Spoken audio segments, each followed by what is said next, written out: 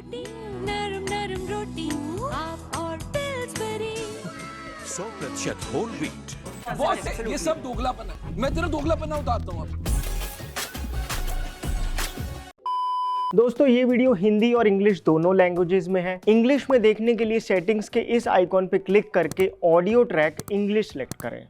आजकल 90% से ज़्यादा लोग अनाज के नाम पर सिर्फ गेहूं और चावल ही खा रहे हैं। तभी तो डायबिटीज़, ब्लड प्रेशर, किडनी और लिवर की दिक्कतें इतनी बढ़ गई हैं। लेकिन दोस्तों क्या आप जानते हैं कि कुछ ऐसे अनाज भी हैं जिन्हें अगर आप खाने लग जाएं तो सिर्फ इस चेन से ये क्रॉनिक बीमारियां रिवर्स तक हो सकती हैं। इस वीडियो में मैंने भारतीय मार्केट में मिलने वाले 15 से भी ज़्यादा ग्रेन्स को चेक करके 5 कैटेगरीज में बांटा है। तो कौन सा है भारत का बेस्ट अनाज, आइए तो बिना किसी देरी के पता करते हैं।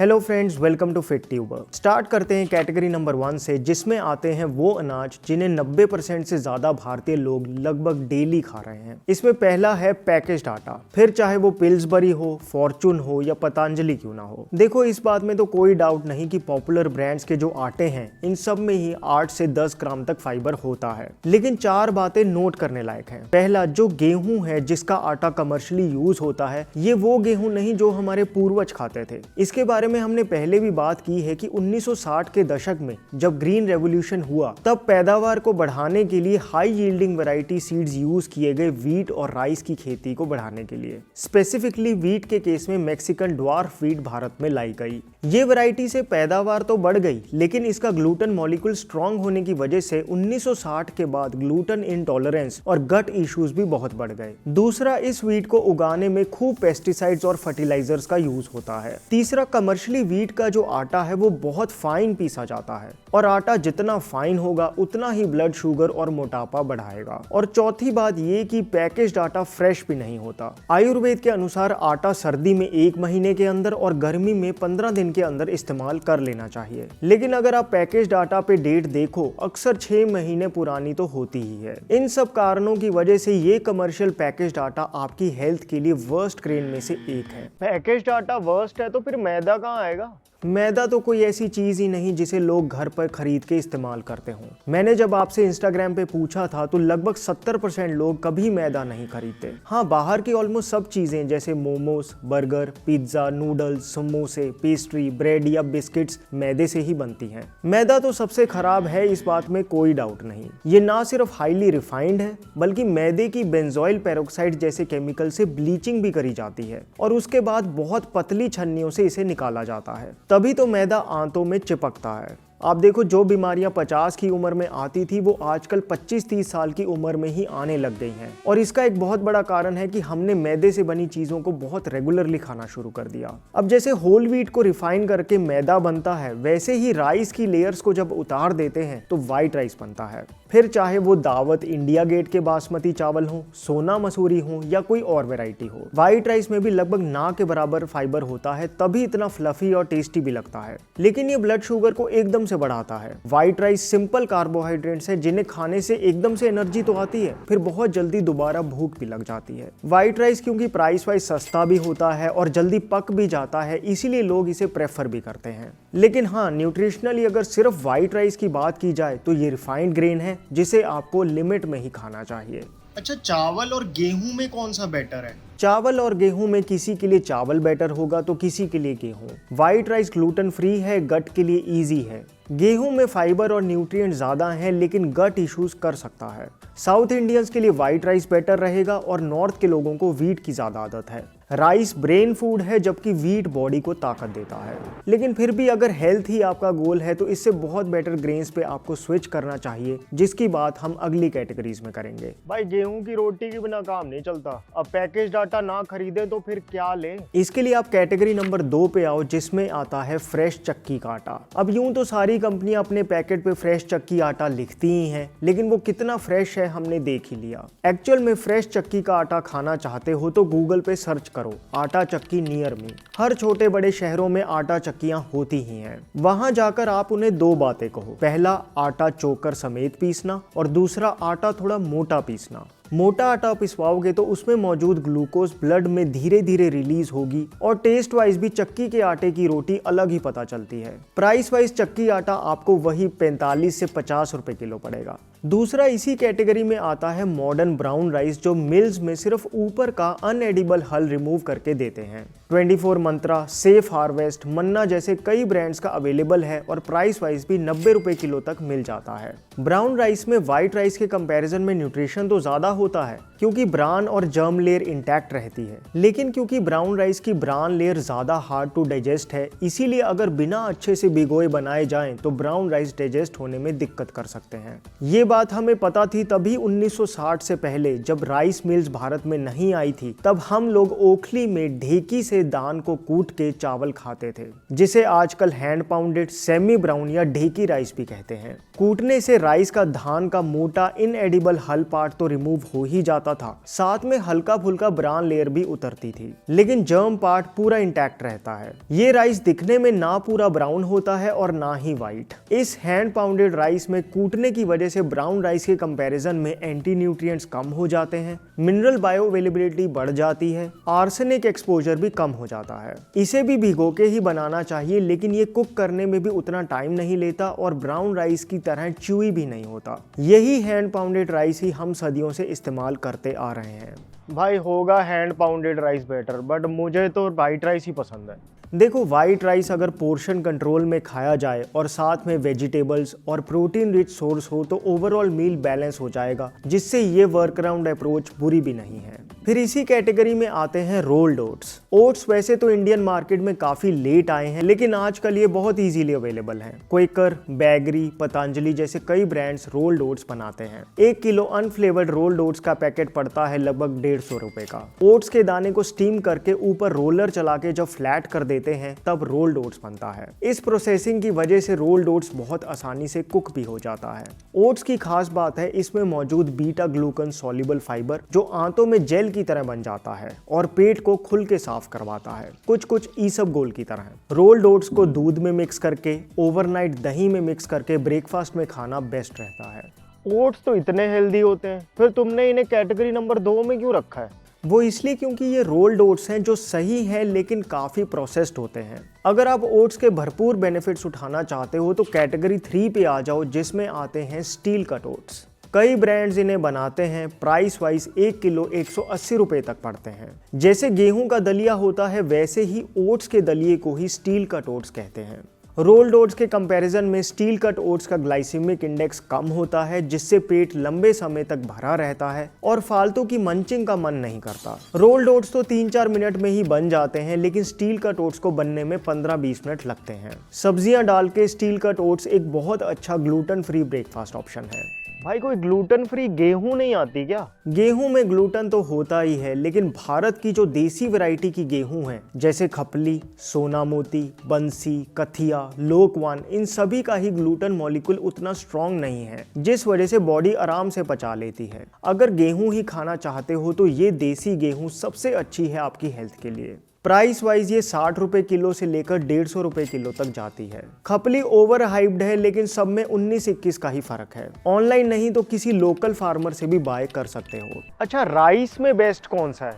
देखो, अगर हेल्थ ही आपका प्राइम गोल है तो बेस्ट तो रेड और ब्लैक राइस ही है। यही है असली sugar control low GI rice. Market में मिलने वाले शुगर वॉचर्स या लो जीआई राइस के झांसे में मत आना। अगर ये दिखने में और टेस्ट में व्हाइट राइस जैसे ही हैं तो डायबिटिक फ्रेंडली कहाँ से होंगे? इनमें फाइबर तो 1 ग्राम से भी कम है और सिर्फ जीआई लो होने से कुछ नहीं होता। बॉडी को हील करने के लिए एंटीऑक्सीडेंट्स के साथ साथ मैग्नीशियम, आयरन और जिंक जैसे मिनरल्स चाहिए, जो भरपूर मात्रा में सिर्फ रेड और ब्लैक राइस में ही अवेलेबल है। रेड राइस 150 रुपए किलो तक मिल जाते हैं। Black rice no doubt antioxidants का किंग है, लेकिन 300 रुपए किलो होने की वजह से ये तो इम्प्रैक्टिकल है। इसलिए रेड राइस बेस्ट और सस्टेनेबल ऑप्शन है। इनका नटी फ्लेवर राजमा छोले के साथ जबरदस्त लगता है। अगर डायबिटीज है और आप चावल खाना चाहते हो तो रेड राइस खाने चाहिए। भाई कोई और ऐसी ग्रेन्स नहीं है जो डायबिटिक फ्रेंडली भी हो, फैट लॉस में भी हेल्प करें और रेड राइस की तरह इतने महंगे भी ना हो? बिल्कुल, उसके लिए चलते हैं कैटेगरी नंबर 4 पे, जिसमें आते हैं रागी, बाजरा, जौ, ज्वार और मक्की। मुझे लगता है ये सभी ग्रेन्स अंडररेटेड हैं, क्योंकि पता हमें है इनके बारे में, महंगे भी नहीं है, लेकिन फिर भी हम इन्हें नहीं खाते। मोस्टली लोग सिर्फ गेहूं चावल ही खाते हैं, जबकि ये सभी आपकी हेल्थ के लिए जबरदस्त है। जैसे अगर आपको अपनी हड्डियां मजबूत करनी है तो रागी यानी फिंगर मिलेट खाओ। गेहूं से 10 गुना और चावल से 33 गुना कैल्शियम है रागी में, फिर भी हम इसे नहीं खाते। 1 किलो रागी का आटा ऑनलाइन तो 100 रुपए का मिलेगा, लेकिन यही आपको चक्की से 80 रुपए किलो मिल जाएगा और ज्यादा फ्रेश भी होगा। रागी की रोटी तो पत्थर जैसी बनती है, फिर क्या ही फायदा। हमने इस वीडियो में डिस्कस किया था कि अगर रागी के आटे को बॉइलिंग वाटर के साथ गूंदा जाए तो रोटी इतनी सॉफ्ट बनेगी कि आप खुद हैरान हो जाएंगे। फिर जौ, जिसे बार्ले भी कहते हैं, इसमें ग्लूटेन होता है, लेकिन फिर भी फैट लॉस के लिए सबसे अच्छे अनाज में से एक है। जौ की प्रॉपर्टी है कि ये बॉडी में एक्यूमुलेटेड फैट सेल्स को श्रिंक करने लगता है, इसीलिए तो जौ लाइपोमा को ठीक करने के लिए रेकमेंड किया जाता है। यूरिनरी सिस्टम और किडनीज की कोई प्रॉब्लम हो तो जौ खाओ। क्या आप जानते हैं कि सभी अनाजों में जौ का ग्लाइसीमिक इंडेक्स सबसे कम है, सिर्फ 25-30 तक। मार्केट के ये सो कॉल्ड जीआई आटे इसका क्या ही मुकाबला करेंगे। इसलिए अगर शुगर कंट्रोल करनी है तो जौ की रोटी खाओ। जौ का आटा आपको चक्की से 55 रुपए किलो तक आराम से मिल जाएगा। इसकी तासीर ठंडी होती है, जिस वजह से गर्मियों में बेस्ट रहता है। सर्दियों के लिए बेस्ट है बाजरा, जिसे पर्ल मिलेट भी कहते हैं। बाजरा गर्म होता है। रिप्रोडक्टिव ऑर्गन्स की कोई प्रॉब्लम हो, स्पर्म या एग की क्वालिटी लो हो तो बाजरा खाना चाहिए। ये मेल्स में टेस्टोस्टेरोन बढ़ाता है। सस्ते में बॉडी को लोहे की तरह बनाना है तो बाजरा खाओ। इसका आटा चक्की से 50 रुपए किलो मिल जाता है। बाजरे की रोटी तो बना ही सकते हैं, बल्कि बाजरे की खिचड़ी भी राजस्थान साइड बहुत खाई जाती है। वैसे तो ये सभी ग्रेन्स में फाइबर अच्छा है, लेकिन ज्वार का फाइबर बहुत इजी टू डाइजेस्ट होता है, जिस वजह से डाइजेस्टिव हेल्थ के लिए ज्वार सबसे अच्छा है। एसिडिटी, गैस, कॉन्स्टिपेशन, IBS और अल्सरेटिव कोलाइटिस के लिए बहुत फायदा करता है। शरीर में ज्यादा गर्मी हो तो ज्वार खाओ। ज्वार का आटा 70 रुपए किलो मिल जाता है। फिर देसी मक्की का आटा आंखों के लिए बहुत अच्छा है और सर्दियों में आपको गर्म रखता है। जौ को छोड़ के ये सभी आटे ही ग्लूटेन फ्री हैं। वैसे मैं तो मल्टीग्रेन आटा खाता हूँ, ये सभी ग्रेन्स का फायदा एक ही बार में मिल जाता है। मल्टीग्रेन आटा कोई हेल्थ फूड नहीं, और ये मार्केट के मल्टीग्रेन तो हेल्थ के नाम पे मजाक है। अनाज को ज्यादा मिक्स नहीं करना चाहिए। हर अनाज की अपनी तासीर और प्रॉपर्टीज हैं, इसलिए सीजन के हिसाब से मैक्सिमम 1-2 अनाज ही मिक्स करो तो सही है। अच्छा, इस कैटेगरी में कीनुआ को क्यों नहीं रखा? देखो, इस बात में कोई डाउट नहीं कि कीनुआ एक बहुत हेल्दी ग्रेन है, लेकिन कीनुआ साउथ अमेरिका का स्टेपल फूड है, इसीलिए भारत में इतना महंगा मिलता है। जरूरी 250 रुपए किलो कीनुआ लेना है, जब आपको वही फायदे 150 रुपए किलो राजगीरा, जिसे अमरंथ या चौलाई भी कहते हैं, वो खाने से ही मिल जाते हैं। ये टेबल से क्लियर भी हो रहा होगा। न्यूट्रिशनली कीनुआ और राजगीरा सिमिलर हैं, लेकिन राजगीरा क्योंकि लोकल ग्रेन है तो आपकी बॉडी में इसके न्यूट्रिएंट्स बेहतर एसिमिलेट होंगे। कीनुआ की मार्केटिंग काफी हुई है, इसीलिए ये बहुत खास लगता है, जबकि राजगीरा को हम हल्के में ले लेते हैं। बल्कि रागी भी कीनुआ को बहुत एस्पेक्ट्स में पीछे छोड़ देती है,